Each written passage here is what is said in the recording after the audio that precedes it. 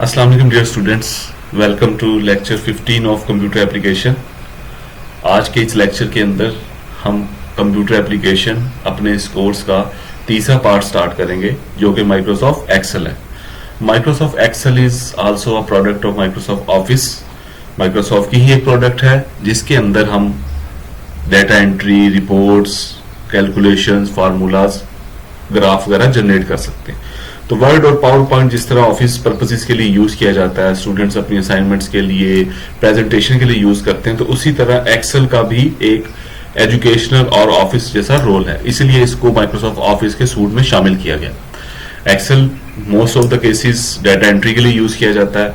आज भी इंटरनेट के ऊपर, फ्रीलांसिंग के ऊपर more than 100 projects within 1 hour जो है वो पोस्ट किए जाते हैं डाटा एंट्री के, जिसमें स्टूडेंट ने basically with the help of Microsoft Excel formulas, with the help of calculations, charts, उन्होंने डाटा इंसर्ट करना होता है। तो एक तो इस एक्टिविटी का ये फायदा होगा कि आप जो है वो डाटा एंट्री एक्सपर्ट बन सकते हैं। उसके बाद with the help of Excel आप जो है वो अपने डाटा के ऊपर मजे मजे के चार्ट्स, रिपोर्ट्स जनरेट कर सकते हैं जो कि आपको विजुअलाइजेशन के लिए फायदा देंगे, जिसकी मदद से आप अपने डाटा को एक अच्छा पैटर्न, अच्छी रिप्रेजेंटेशन दे सकते हैं। उसके अलावा एक्सेल के अंदर आपको पता है formulas, income sheet, balance sheet, ledger, tracking, हर चीज जो कैलकुलेशन से रिलेटेड जिसमें मैथ इन्वॉल्व होती है, उस पर्पज के लिए एक्सेल को यूज किया जा सकता है। तो एक्सेल एक रोजमर्रा जिंदगी में यूज होने वाला कॉमन सॉफ्टवेयर है, और इसके अलावा आप अपने मोबाइल में एप्लीकेशन करके अपने घर के जो है वो इनकम वगैरह, जो स्टूडेंट हॉस्टल में रहते हैं, वो अपना जो है वो खर्चा चलाने के लिए, सेल्स, बेतहाशा मीन्स जिस चीज में भी कैलकुलेशन इन्वॉल्व है, थोड़ी सी भी मैथ इन्वॉल्व है, नंबर इन्वॉल्व हैं, उस पर्पज के लिए आप एक्सेल की शीट को यूज कर सकते हैं। और ये चूंकि माइक्रोसॉफ्ट ऑफिस की प्रोडक्ट है, तो यू नो कि ये आपस में वर्ड, पावर पॉइंट आपस में सारी इंटीग्रेटेड है। तो हम आज अपने एक्सेल के जो है वो बेसिक हिस्से को स्टडी करेंगे कि एक्सेल के इंटरफेस कैसा है, क्या वो वर्ड और पावर पॉइंट से डिफरेंट है, इसमें रिबन का क्या सीन है, इसमें ग्रुप क्या होता है। तो आए हम उसकी तरफ चलते हैं। तो सबसे पहले एक्सेल को ओपन करने का आपको पता है हमारे पास 3 तरीके हैं जिस तरह हम वर्ड और पावर पॉइंट को ओपन करते हैं। आप जो है वो अपने पास सर्च बार के अंदर एक्सेल लिख के वहां से भी ओपन कर सकते हैं अगर आपके पास इंस्टॉल है। मेरे पास एक्सेल 2016 इंस्टॉल है, मे भी हो सकता है किसी के पास जो है वो 2013 हो, 2010 हो, 2019 हो, तो 13, 16 अपवर्ड जो है वर्जन मोर और लेस सेम है। तो कोशिश करें अपने पास एटलीस्ट 13 वर्जन रखें ताकि फीचर जो है वो आप यूज कर सके, जो हम अपने इस लेक्चर के अंदर डिस्कस करेंगे। उसके बाद सेकंड वे आपको पता है कि आप जो है वो रन के अंदर जाके अपने पास एक्सेल की कमांड लिखें। एक्सेल की कमांड लिखने से आपके पास एक्सेल की शीट जो है वो ओपन हो सकती है। तो ये बेसिकली आपके पास वही सिनेरियो बन जाता है जो हमारे पास ओपन हुई। थर्ड, आप सर्च करके, और आपके पास अगर होम टैब के अंदर सर्च बार के अंदर जो है वो एक्सेल का आइकन पड़ा हुआ है, तो आप यहां से भी ओपन कर सकते हैं। जैसे ही ओपन करते हैं तो आपके पास लेफ्ट साइड पे जो है वो मेन्यू आता है जिसके अंदर आपके होम टैब, न्यू टैब, ये जस्ट लाइक उसी तरह जैसे पावर पॉइंट में था, वर्ड में था, उसी तरह जो है वो आपके पास एक्सेल में भी वही चीजें हैं। मोर और लेस सिंगल डबल चेंज होती है, लेकिन सारी चीजें तकरीबन वही हैं, वही ऑप्शन है, क्योंकि वही ये भी वर्ड ऑफिस की ही एक प्रोडक्ट है। उसके बाद आपके पास जो है वो रिसेंट ओपन होगा, जो आपने खोली है, प्रिंट जो आपने की हुई है, और आपके पास टेम्पलेट्स की ऑप्शन मौजूद है। इसमें आपके पास मल्टीपल टेम्पलेट्स मौजूद हैं, बैलेंस शीट से, इनवॉइस से रिलेटेड, स्केड्यूल से रिलेटेड, बजट से रिलेटेड, चार्ट से रिलेटेड, पैसे ट्रैक करने से रिलेटेड, प्रोडक्ट टेबल। तो पॉइंट इज दिस कि you can use any built in template for your educational purpose, और जिस पर्पज के लिए भी आपको चाहिए। प्लस आप इसके ऊपर से सर्च कर सकते हैं, सर्च करके आप ढूंढ सकते हैं, प्लस आप अपना कोई टेम्पलेट बना के इंटरनेट के ऊपर कर सकते हैं। तो ये सारी चीज़ें आपके पास मौजूद हैं, लेकिन इसको यूज़ करने से पहले हमें डेफिनेटली एक्सेल की नाउ हाउ बेसिक चीज़ें पता हो ताकि हम इसको यूज़ कर सकें। तो हम स्टार्ट करते हैं जी अपने बेसिक जो है वो वर्कबुक से। अब वर्कबुक क्या होती है जी? शीट और वर्कबुक, ये अक्सर आपने सुना होगा जी, आप एक्सेल की वर्कबुक शेयर करें या एक्सेल की शीट शेयर करें, ईमेल में भी आती है शीट शेयर करें। तो ये इसका क्या कंसेप्ट है? तो स्टूडेंट, वर्कबुक जो है वो बेसिकली जैसे ही आप कोई वर्ड की डॉक्यूमेंट ओपन करते हैं तो आपके पास टॉप फाइल बनती है, पावर पॉइंट की फाइल ओपन करते हैं तो आपके पास पीपीटी बनती है। तो उसी तरह वर्कबुक भी जब आप एक्सेल की फाइल ओपन करते हैं तो आपके पास एक वर्कबुक आती है। वर्कबुक वो डॉक्यूमेंट है एक्सेल का जिसके ऊपर आप अपना काम कर सकते हैं। तो आपके पास ब्लैंक जो है workbook top of the corner पे शिफ्ट हो रही है। सबसे पहले हम इसको ओपन कर लेते हैं, तो आपके पास ये कुछ इस तरह का chart type, graph type, table type, कुछ इस तरह के आइकन्स टाइप, खाने, बॉक्सेस, इस तरह का इंटरफेस ओपन हो जाएगा। तो स्टूडेंट ये बेसिकली एक्सेल का इंटरफेस है, बहुत आसान है, इसमें परेशानी वाली कोई बात नहीं है, देख के घबराना नहीं है कि ये क्या हो गया, ये तो सेल आ गए हैं। ऑन अ सिंगल क्लिक हम इसी तरह सारे चीजों को अंडरस्टैंड करेंगे। तो ये मेरे पास एक पूरी वर्कबुक आ गई। आपको पता है कि ये हमारा जो है वो कंट्रोल ऑप्शन है, ये हमारा रिबन एरिया है, साइन इन ऑप्शन है, ये हमारा टाइटल बार है, ये क्विक एक्सेस टूल बार है, ऑप्शन है, फाइल, ये सारी चीजें वही हैं जिस तरह वर्ड और पावर पॉइंट के अंदर सीन सिनेरियो था। कुछ चेंजेस हैं, डेफिनेटली हम उनको लुकअप करेंगे। इसी तरह जिस तरह एक्सेल वर्ड में था, पावर पॉइंट और वर्ड में था, उसी तरह इसमें भी हमारे पास जो है वो टैब्स हैं, home tab, insert tab, formula tab, review tab, plus कुछ एक्स्ट्रा फीचर। होम टैब के अंदर आपको पता ग्रुप आते हैं, मेरे पास क्लिप बोर्ड ग्रुप है, फॉन्ट ग्रुप है, अलाइनमेंट ग्रुप, तो कुछ एक्स्ट्रा जो है वो ग्रुप आपको नजर आ रहे होंगे। इन ग्रुप्स की डिटेल डेफिनेटली आपको पता है, एज पर प्रॉमिस हम हर लेक्चर के अंदर यही काम करते हैं, तो हम हर ग्रुप को डिटेल के अंदर जो है वो कवर करेंगे। उसके बाद ये आपका मोर और लेस वर्ड और पावर पॉइंट से रिलेटेड था, इसमें कोई इशू नहीं है, ग्रुप और टैब का ऑप्शन क्लियर है। जो नई चीज है वो बेसिकली ये आपको नजर आ रहा है, इस बॉक्स को बेसिकली नेम बॉक्स कहते हैं। अगर आप इसके ऊपर कर्सर भी लेके जाएं तो आपको थोड़ा सा हाईलाइट कर देगा name box. Name box basically क्या होता है स्टूडेंट? नेम बॉक्स वो एरिया है जो बेसिकली आपको शो करवाता है कि आपका कर्सर इस टाइम किस जगह पे लोकेट कर रहा है। वर्ड में आपको पता है कि हम कर्सर की मदद से अपने माउस की पोजीशन को डिटरमिन कर सकते हैं, पावर पॉइंट के अंदर भी आपको लाइन नजर आती है, लेकिन एक्सेल के अंदर चूंकि बॉक्सेस हैं, अब इन बॉक्सेस का बताता चलूं तो ये जो आपको बॉक्स नजर आ रहे हैं, ये सारे बॉक्स मैंने सेलेक्ट किए हैं, लेकिन इसके अंदर एक सिंगल बॉक्स जहां पे मेरा अभी ये ग्रीन आपको बाउंड्री नजर आ रही है, ये एक ग्रीन बाउंड्री एक सिंगल सेल कहलाता है। तो आप ये कह लें कि इसके अंदर मेरे पास एक्सेल के अंदर हर एक individual intersection of column and intersection of row एक सिंगल सेल कहलाता है। दोबारा से मैं रिपीट कर दूं, मेरे पास एक्सेल में वाई एक्सिस के ऊपर ये जो मैं सिलेक्ट कर रहा हूं, ये मेरे पास रोज हैं, 1 से स्टार्ट हो रही है, row number 1, row number 2, row number 3, और इसी तरह ये चलती जा रही है। आप देखना चाह रहे हैं कि मेरे पास कितनी, एक शीट एक्सेल की वर्कबुक के अंदर मेरे पास एक शीट के अंदर, ये मेरी शीट 1 है जिसके ऊपर मैं काम कर रहा हूँ, इसकी डिटेल में भी हम आते हैं। तो मेरे पास एक शीट के अंदर मैक्सिमम कितनी रोज हो सकती हैं? तो उसका तरीका क्या है कि आप सिंपली इसको स्क्रॉल डाउन करते जाएं। लेकिन आप स्क्रॉल डाउन करते जाएं तो देखें यहाँ से नेविगेशन बार बहुत स्लाइटली जो है वो कम हो रही है। तो ये इस तरह तो हम सारी रात बैठे रहेंगे करने के। तो उसका तरीका क्या है कि आप अपने कीबोर्ड से किसी भी जगह पे कर्सर प्लेस करें, अपने कीबोर्ड से कंट्रोल और डाउन का की प्रेस करें, कंट्रोल प्लस डाउन। ठीक है, मैं इधर लिख देता हूं, कंट्रोल प्लस डाउन की आप प्रेस करेंगे तो डाउन की प्रेस करने से बेसिकली आपको लास्ट जो इस एक्सेल शीट के अंदर लास्ट जो रोज है, तो 10,48,000 रोज जो है वो आपकी इस शीट के अंदर है। तो ये आपको लास्ट रो नजर आ रही है। आप सिंपली जो है वो इसको मूव करना चाहते हैं कि मैं वापस आना चाहता हूं, तो एक तरीका तो ये कि आप स्क्रॉल अप करें, लेकिन स्क्रॉल अप करके काम खराब हो रहा है तो आप सिंपली कंट्रोल अप का की प्रेस करें। सेल को सिलेक्ट करने के बाद कंट्रोल अप का की प्रेस करें तो आप अपनी प्रायर लोकेशन पे, प्राइमरी लोकेशन पे, start of the page, start of the sheet जो है वो आ जाएंगे। तो कंट्रोल डाउन से आप at the end of the document और कंट्रोल अप से आप टॉप ऑफ द डॉक्यूमेंट आ सकते हैं। तो ये बेसिकली हमारे पास जो है वो एक्स एक्सिस पे कॉलम आ गए, सॉरी ये लेफ्ट साइड पे हमारे कॉलम आ गए वाई एक्सिस पे। अब ये एक्स एक्सिस की बात कर लेते हैं। ये जो ऊपर मैं एरिया सेलेक्ट कर रहा हूँ ABCDE, ये बेसिकली आपके कॉलम है। तो जिस तरह हमने रो सेलेक्ट की थी, रो देखी थी, इसी तरह आपके पास मल्टीपल कॉलम्स हैं। रो की नंबरिंग 1 to 3 से है और ये कॉन्टिन्यूस बढ़ती जा रही है। इसी तरह कॉलम की नंबरिंग ABC से है और ये बढ़ती जा रही है। If you want to look at the last column of your sheet, simply press control plus right key on your keyboard. तो जैसे ही राइट कीबोर्ड प्रेस करेंगे तो लास्ट में XFD लास्ट जो कॉलम होगा आपकी शीट के अंदर, एक्सेल के अंदर, वो आपको नजर आ जाएगा। तो ये मेरे लास्ट कॉलम जो है वो नजर आ गया।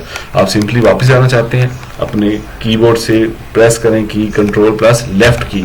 जैसे ही लेफ्ट एरो की प्रेस की, लेफ्ट एरो लेफ्ट की, तो ये बेसिकली आपको स्टार्ट ऑफ द डॉक्यूमेंट नजर आ गया। प्लस आप जो है वो ड्रैग ड्रॉप करके भी अपने जो है वो कॉलम पे इस तरह से मूव कर सकते हैं। तो ये आपके पास जो है वो कॉम्बिनेशन है कॉलम और रोज का। तो रोज और कॉलम जहां पे शीट में जहां पे इंटरसेक्ट कर रही है वो सिंगल एक सेल कहलाता है। हमने पहले ही बात की, इसको एक सेल कहते हैं। अब एक सेल की क्या वैल्यू होती है, फॉर एग्जांपल मैं देखना चाहता हूं कि मैं किस सेल में मैंने ये CE लिखा है, तो आप सिंपली जो है वो कॉलम देखेंगे, कॉलम कौन सा है B, और यहां से देखेंगे रो कौन सी है B5। तो अगर आप देखें तो मैंने B5 के अंदर अपना सेल लिखा था। यही चीज आपको बेसिकली नेम बॉक्स बता रहा होता है।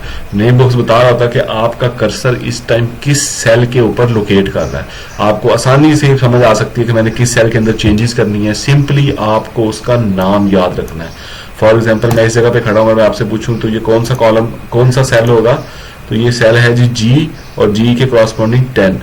तो मैं जी G10 के ऊपर खड़ा हुआ था इस टाइम, तो मुझे G10 नजर आ गया। तो सिंपली आप नेम बॉक्स के अंदर जो है वो जिस सेल के अंदर आप खड़े हैं उस सेल को आप इजीली लोकेट कर सकते हैं। सेल के बाद आपके पास जो है वो जहां पे सेल नजर आ रहा है आपको लिखा हुआ, लेट्स सपोज हम इसको रिमूव कर देते हैं। मैं जो है वो इस टाइम D5 पे खड़ा हूं, तो D5 के अंदर मैं एक कुछ वैल्यू प्लेस करना चाहता हूं। एक तरीका तो यह है कि आप सिंपली आके इधर वैल्यू मतलब कुछ भी वैल्यू दे सकते हैं। तो आप देख रहे हैं कि ये वैल्यू आपने सेल में लिखी है, प्लस आपको यही चीज, यही कंटेंट आपको ऊपर एक बार में शो हो रहा है। इस बार को बेसिकली कहते हैं फार्मूला बार। मैं लिख भी होता हूँ, फार्मूला बार बेसिकली क्या बताता है कि आप जो है वो जिस सेल के ऊपर कोई कंटेंट पेश कर रहे हैं, कोई वैल्यू लिख रहे हैं, कोई न्यूमेरिक वैल्यू लिख रहे हैं, तो वो वैल्यू कंटेंट वो आपको इस बार में भी नजर आ सकता है। प्लस अगर इधर कोई वैल्यू लिखी है, फॉर एग्जांपल मैं इधर वैल्यू लिखता हूँ, कोई फार्मूला लिखता हूँ, और फार्मूला एक्सेल के अंदर स्टार्ट करने का तरीका क्या होता है, इज इक्वल टू से।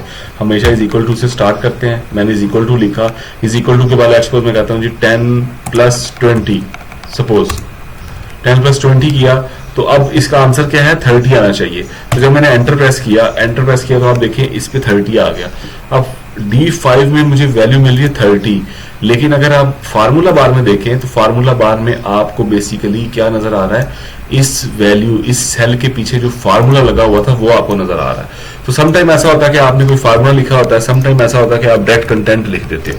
तो जहां पे कंटेंट लिखा हुआ है वहां पे फार्मूला बार में भी कंटेंट नजर आएगा, जहां पे आपने फार्मूला लिखा है वहां पे आपको फार्मूला बार में फार्मूला नजर आएगा, लेकिन आपको अपने सेल में कंटेंट नजर आएगा। अब सेल थोड़े से जूम आउट करने का तरीका देख लेते हैं। एक तरीका तो ये है कि आप अपने कीबोर्ड से जो है कंट्रोल का की प्रेस करें और इसको स्क्रॉल अप करते रहे ताकि आपको सेल की पोजीशन वाज़ेह नजर आए, आप जूम कर सकते हैं। दूसरा तरीका जो आपको एक्सेल प्रोवाइड करता है वो बेसिकली क्या है, कीबोर्ड से Alt V और Z का बटन दबा के रखें। जैसे ही आप ये प्रेस करेंगे तो आपके पास जूम की अपीयर हो जाएगी। तो आप अपनी मर्जी से जो है वो इसको 200 और फिट सिलेक्शन भी कर सकते हैं, प्लस 400 जो है वो मैक्सिमम इसका साइज है, आप जिसको कर सकते हैं। प्लस आपके पास ये ड्रैग ड्रॉप की ऑप्शन कॉर्नर पे मौजूद है, आप इधर से भी स्क्रॉल अप कर सकते हैं जहां पे भी आपको चाहिए अपना सेल का। तो आप देखेंगे फार्मूला बार में अभी तक यही नजर आ रहा है। तो ये बेसिकली उसकी कहानी थी। नेम बॉक्स क्या होता है, फार्मूला बार क्या होता है, सेल्स की कहानी पढ़ ली। तो ये बेसिकली एक स्ट्रक्चर था, लेआउट था। उसके बाद नीचे आ जाए जी शीट के ऊपर। शीट क्या होती है जी, वर्कबुक एक बुक का नाम है, एक बुक है। आपको पता है एक बुक के अंदर मल्टीपल शीट्स हो सकती हैं। फॉर एग्जांपल मैं यूनिवर्सिटी का रिकॉर्ड रख रहा हूँ, तो यूनिवर्सिटी में मेरे पास स्टूडेंट की भी शीट हो सकती है, टीचर की भी हो सकती है, स्टाफ की भी हो सकती है, और प्लस कोई भी सामान वगैरह की हो सकती है। तो पॉइंट ये है कि क्या मैं हर किसी के लिए अलग अलग एक्सेल की वर्कबुक बनाऊंगा? जी नहीं, ऐसा नहीं हो सकता। आप जो है वो एक ही वर्कबुक के अंदर मल्टीपल शीट्स जनरेट कर सकते हैं। तो शीट जनरेट करने का तरीका क्या है कि आपको ये प्लस का कीबोर्ड नजर आ रहा है, आप प्लस का साइन प्रेस करते जाएं तो आपको जो है वो शीट आपकी अपीयर होती जाएंगी। मल्टीपल शीट्स जो है वो आपकी बनती जाएंगी प्लस के साइन से। अगर आप कहते हैं कि नहीं मैंने शीट को डिलीट करना, तो सिंपली इस पर क्लिक करके राइट क्लिक करें, राइट क्लिक करके डेल का बटन दबा दें, तो ये आपकी शीट जो है वो परमानेंटली डिलीट हो जाएगी। तो ये इसकी जो है वो शीट्स हो सकती है, मल्टीपल शीट। अब एक शीट को दूसरी शीट के साथ मर्ज भी किया जा सकता है। हो सकता है एक शीट की वैल्यू, एक शीट के अंदर सैलरी की इंफॉर्मेशन पड़ी है और शीट 2 के अंदर जो है वो उसकी हॉलीडेज की इंफॉर्मेशन है। उन दोनों को कंबाइन करके आपने शीट 3 के अंदर कोई रिजल्ट लेके आना, तो वो भी हम देखेंगे कि कैसे एक शीट का डाटा दूसरी शीट के अंदर प्लेस किया जा सकता है और उनको आपस में यूज किया जा सकता है। तो शीट की बड़ी दिलचस्प कहानी है। एक वर्कबुक के अंदर मल्टीपल शीट्स हो सकती हैं, शीट को यूज किया जा सकता है। बिल्कुल आप शीट को जो है वो रीनेम भी कर सकते हैं। रीनेम करने का क्या तरीका, राइट क्लिक करें, राइट क्लिक करने के बाद आपके पास इंसर्ट के ऑप्शन, नहीं डिलीट, डेफिनेटली पता लग गया, रीनेम कर दें। लेट्स सपोज मैं कहता हूँ जी मैंने स्टूडेंट की शीट बनानी है, तो आपने स्टूडेंट की बना ली, उसके बाद इनमें अंडरस्कोर यूज करें, स्पेस भी यूज कर सकते हैं, लेकिन प्रेफरेबल क्या है कि आप शीट के नेम के अंदर अंडरस्कोर यूज करें। तो मैं कहता हूँ जी स्टूडेंट शीट, ये मेरे पास आ गया। उसके बाद आप कहते हैं जी इसको मैंने मूव करना है या कॉपी करना है, वो भी आप कर सकते हैं। कहाँ पे कॉपी करना है, बुक 3 के अंदर इस शीट को किसी दूसरी शीट से पहले रखना है तो आप वो भी कर सकते हैं। प्लस आपने किसी और नोटबुक के अंदर प्लेस करना है, मतलब दूसरी एक्सेल की फाइल है उसमें आपने शीट को मूव करना है, तो आप सिंपली इसी क्लिक से अपनी शीट को जो है वो मूव कर सकते हैं। अगर आपने मूव टू एंड करना है वो भी आप इजीली कर सकते हैं। ये आपके पास कहानी है। दूसरा ये कि आप ड्रैग ड्रॉप करके भी अपनी शीट को अपनी डिजायर लोकेशन के ऊपर प्लेस कर सकते हैं। आप कहते हैं कि नहीं ये शीट पहले आनी चाहिए, तो ये पहले आ गई। उसके बाद मूव करने के बाद हमारे पास जो है व्यू कोड कर सकते हैं कि अगर इस शीट के पीछे, क्योंकि ये टेबल है, अगर इस टेबल के पीछे कोई फार्मूले लगे हुए हैं, कोई आपने जो है वो विजुअल बेसिक की कमांड लिखी हो तो आप कर सकते हैं, लेकिन हम इसकी डिटेल में नहीं जाते, ये प्रोग्रामर के लिए। उसके बाद जो है वो मेरे पास प्रोडक्ट शीट है। अगर आप कोई पासवर्ड लगाना चाहते हैं, किसी फार्मूले को लॉक करना चाहते हैं, किसी रो कॉलम को, तो हम उसको भी फर्दर डिटेल में देखेंगे, अभी हम इसको नहीं छेड़ रहे। उसके बाद हम जो है वो टैब कलर, आप इस शीट को जो है वो कलर असाइन करना चाहते हैं तो आप इजीली कर सकते हैं। तो कोई निशाने लगाने के लिए, कोई कलर देने के लिए आपके पास मल्टीपल ऑप्शन है, तो आप इस शीट को कलर भी दे सकते हैं कलर कोड की मदद से। वो हम आगे फ्यूचर में देखेंगे कि कैसे कलर कोड को यूज करते हुए आप इजीली जो है वो अपना सारा मतलब शीट को या फार्मूले को बेहतर बना सकते हैं एक्सेल शीट को। तो ये स्टूडेंट कहानी थी एक्सेल सेल की, सेल को ड्रॉ ड्रॉप करने की, रोज चेक करने की, कॉलम चेक करने की, शीट को रीनेम करने की। उसके बाद सेल को रेंज ऑफ सेल सिलेक्ट करनी है। फॉर एग्जांपल मैं कहता हूँ कि मैंने ये वाले कोई पर्टिकुलर सेल सिलेक्ट करने हैं। अभी तो मेरे पास कर्सर ई में आ रहा है, मैं कहता हूँ कि मुझे जो है वो सपोज E6 या मैं कहता हूँ A1 से लेके मुझे E5 तक, मतलब ये वाला सारा एरिया जो है वो मुझे क्रॉस करना है, कवर करना है, और किसी और सेल के अंदर, तो आप सिंपली जो है वो इज इक्वल टू का साइन लिखेंगे, इज इक्वल टू में आप रेंज देंगे A1 से लेके E5 तक, और उससे पहले आप जो है वो इज इक्वल टू लिखेंगे ताकि आपका जो है वो सेल जो है वो सिलेक्ट हो जाए। तो एक बात याद रखिएगा, जो पॉइंट रिमेंबर है, जब भी एक्सेल के अंदर आप काम कर रहे हैं, चाहे फार्मूला है, चाहे आप कोई मल्टीपल सेल सेलेक्ट कर रहे हैं, कोई भी आप कैलकुलेशन परफॉर्म कर रहे हैं, तो इज इक्वल टू का साइन मस्ट है। इज इक्वल टू इंडिकेशन है एक्सेल को कि basically you want to apply something over the cell, on the cell. तो ये इज इक्वल टू का साइन जो है वो इसी पर्पस के लिए यूज किया जाता है। लेकिन जैसे ही मैंने इज इक्वल टू लिखा तो वो वाला एरिया जो है वो सिलेक्ट हो गया। तो मैंने A1 से लेके, मैं इसको थोड़ा सा जूम इन कर दूं, इज इक्वल टू A1 से लेके E5 तक मैंने सेलेक्ट कर दिया और एंटर प्रेस कर दिया। वो एंटर प्रेस करने का मतलब ये है कि आपने कोई उसको वैल्यू देनी है।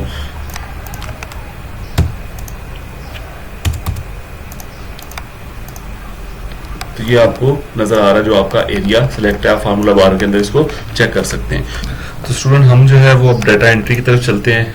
एक्सेल शीट के अंदर आपने देखा कि कैसे हम सेल और नंबरिंग कर सकते हैं। तो आप अपने पास जो है वो सिंपली जो है वो लेट्स सपोज आईडी ले ली, उसके बाद नेम ले लिया, उसके बाद लेट्स सपोज हम कहते हैं जी कोर्स 1 हो गया,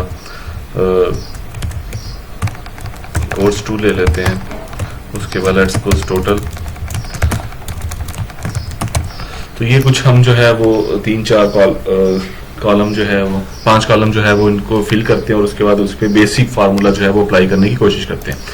अब आपने जो बेसिक चीजें हैं वो बेसिकली हम उसको पहले देख लेते हैं। जब हमने देखा कि हमने जो है वो कॉलम को कुछ नाम असाइन कर दिए, ये कॉलम के नेम आ गए, इसके नीचे हमारे पास टेक्स्ट भी आ सकता है।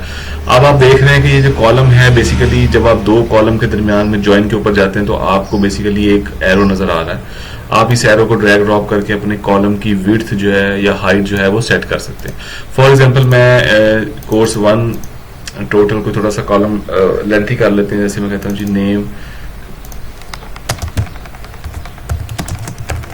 स्टूडेंट्स, तो ये आप देखें तो नेम ऑफ स्टूडेंट जो है वो B, और इस पे क्लिक करता हूँ तो ये काफी ज्यादा वास्ट है, वाइड है, मेरे इस कॉलम की विड्थ के अंदर नहीं आ रहा। तो इसका तरीका क्या है कि आप जो है वो इसको ड्रैग ड्रॉप करके अपनी मर्जी से जो है वो छोटा बड़ा कर सकते हैं। लेकिन आपने देखा कि ड्रैग ड्रॉप करने से हो सकता है आपके पास इस नेम ऑफ स्टूडेंट के अंदर काफी ज्यादा नेम पड़े हों, जिसकी वजह से कोई नाम जो है वो फिर भी ना मैक्सिमाइज हो गया। फॉर एग्जांपल मैंने इसको जो है वो नेम ऑफ स्टूडेंट इस वैल्यू के हिसाब से कस्टमाइज कर दिया, लेकिन फॉर एग्जांपल मैं इसको जो है वो कुछ वैल्यू दे देते हैं हम।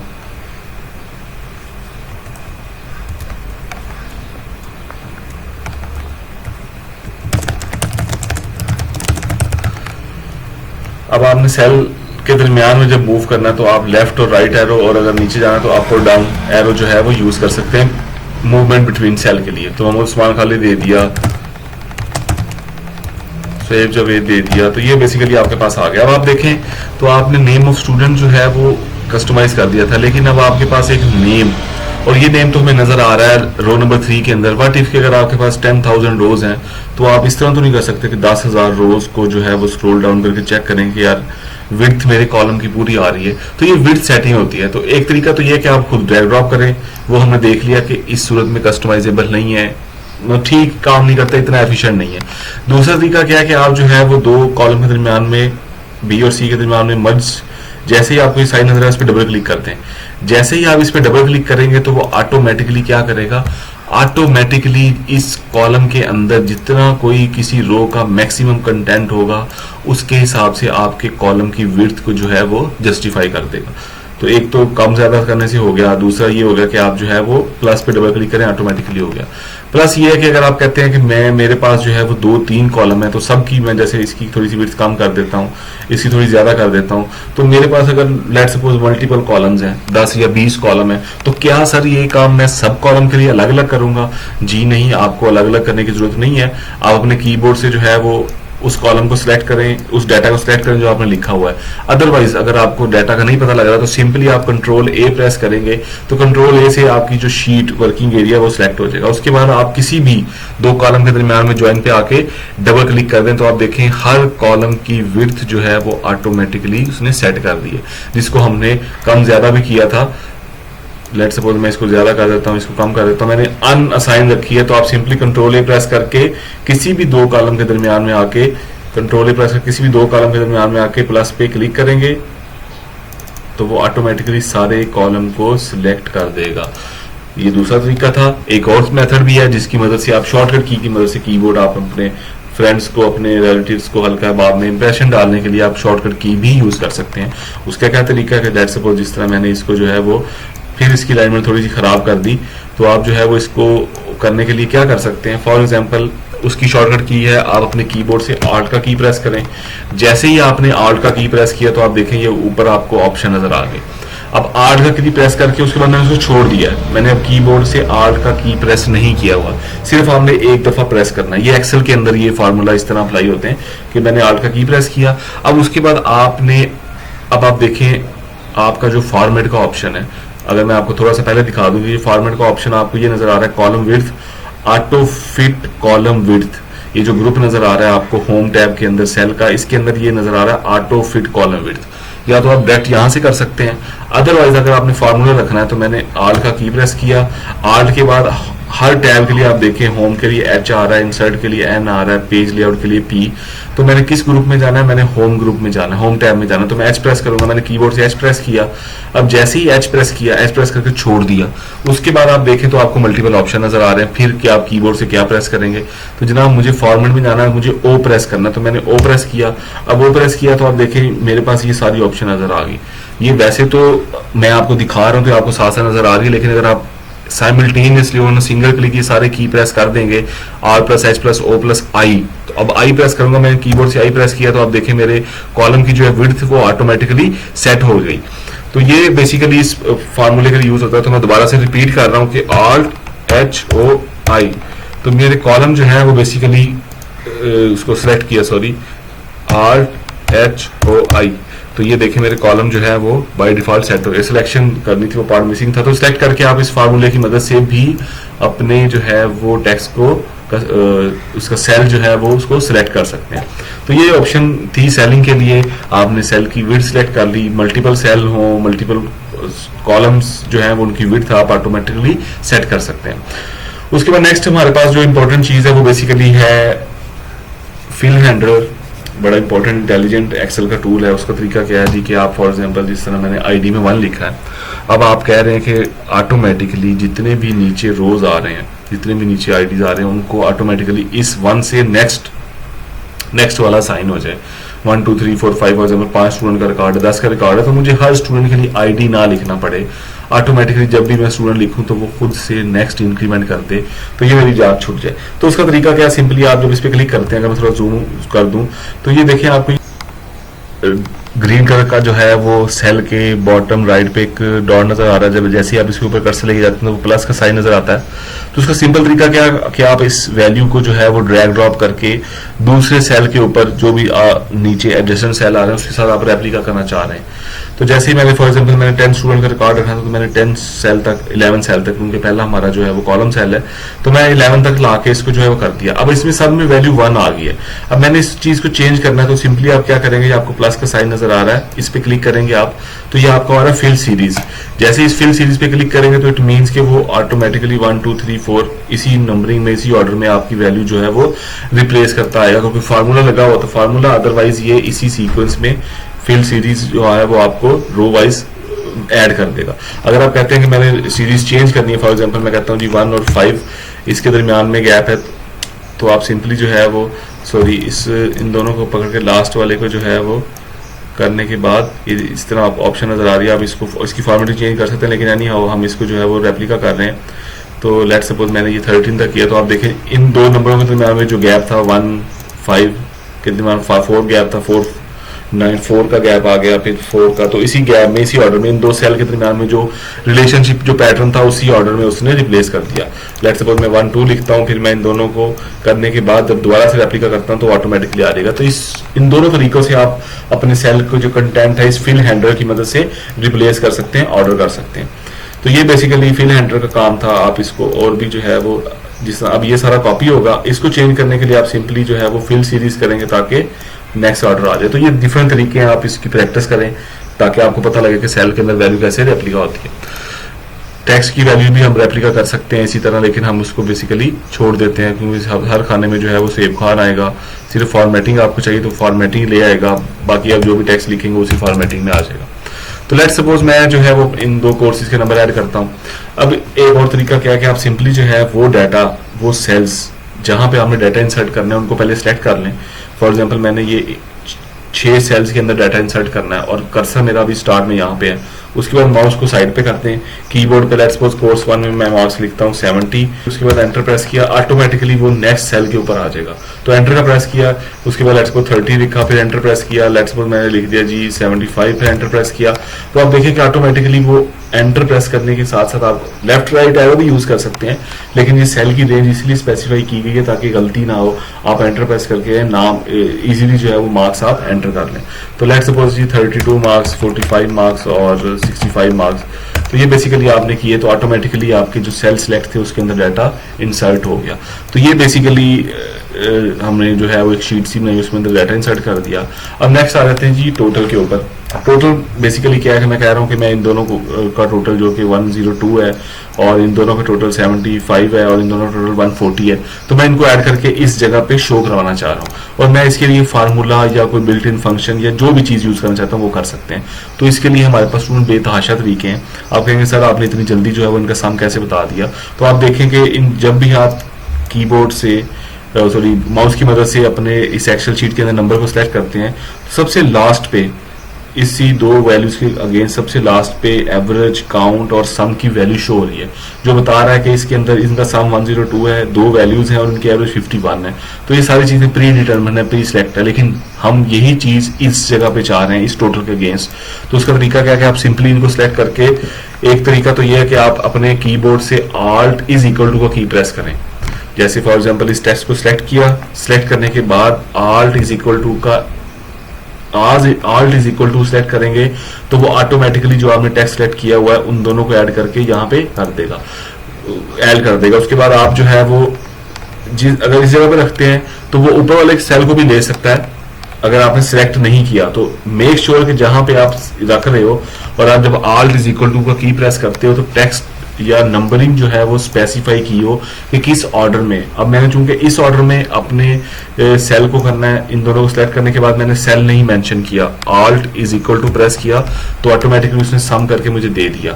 अब मैं यहाँ पे रखता हूँ, फॉर एग्जांपल मैं कहता हूँ जी आज alt is equal to press करता हूँ, तो वो देखिए ऑटोमेटिकली उसने, अब उसके लेफ्ट साइड पे कोई नंबर नहीं थे, ऊपर साइड पे नंबर थे, तो उसने नंबर उठाए 70, 30, 75, उनको सम करके इन सेल्स को, इस रेंज को ऐड करके हमें आंसर शो करवा दिया।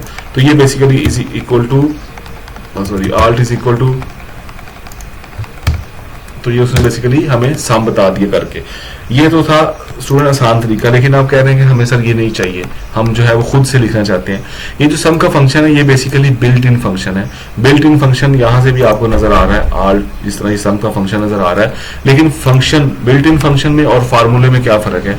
ये था बिल्ट इन फंक्शन जो सम का यूज कर रहा है और इसके अंदर हम स्पेसिफाई कर रेंज ऑफ सेल, यानी कि C2 ये वाला सेल और D2 ये वाला सेल, इन दोनों को ऐड करके हमें आंसर दे दे।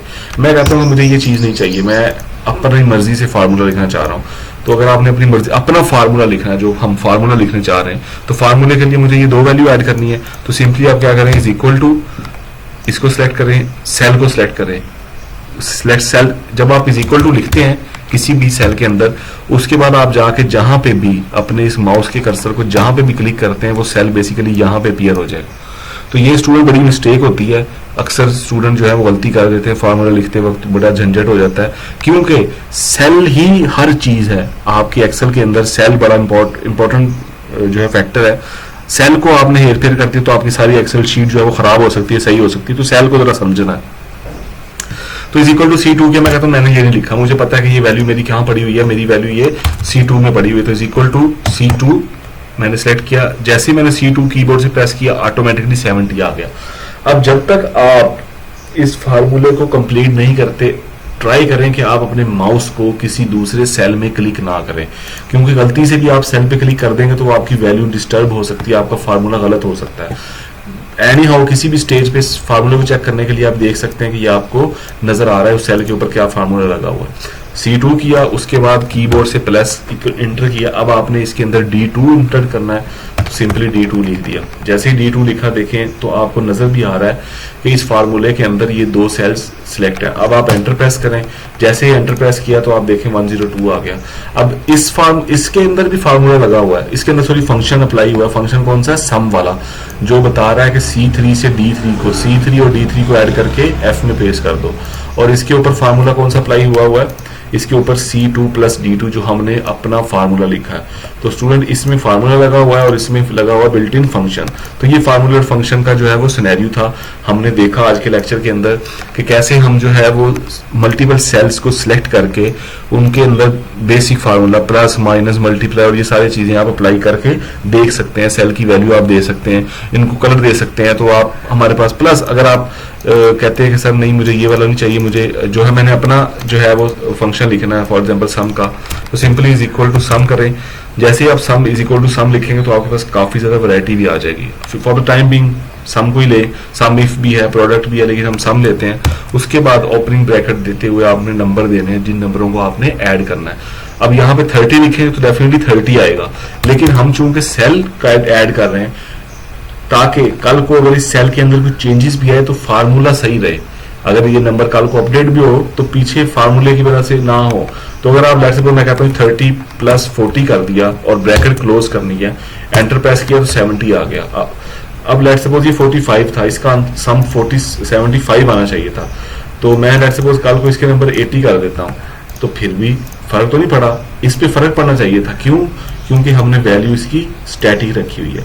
अगर आपने स्टैटिक नहीं रखनी, आप कहते हैं कि डायनेमिक रखें, तो फिर सिंपली इसको क्या करें, C3 और कंट्रोल का की प्रेस करके रखें और 80, तो कॉमा डाल के C3 और D3 एंटर प्रेस करेंगे तो आप देखें इन दोनों का साइन आ गया। अब आप कल को इसकी वैल्यू चेंज भी करते हैं, 35 करते हैं लेट्स सपोज, तो आप देखें इसकी वैल्यू 1135 अपडेट हो। तो ये स्टूडेंट आज का लेक्चर था। आज के लेक्चर के अंदर हमने cells, basic function, name box, formula box, sheets, colouring और ये सारी चीजें हमने बेसिक देखी। तो आप इसकी प्रैक्टिस करें, बेसिक से एक शीट बनाएं। नेक्स्ट लेक्चर के अंदर हम जो है वो एडवांस फार्मूलाज की तरफ मूव करेंगे।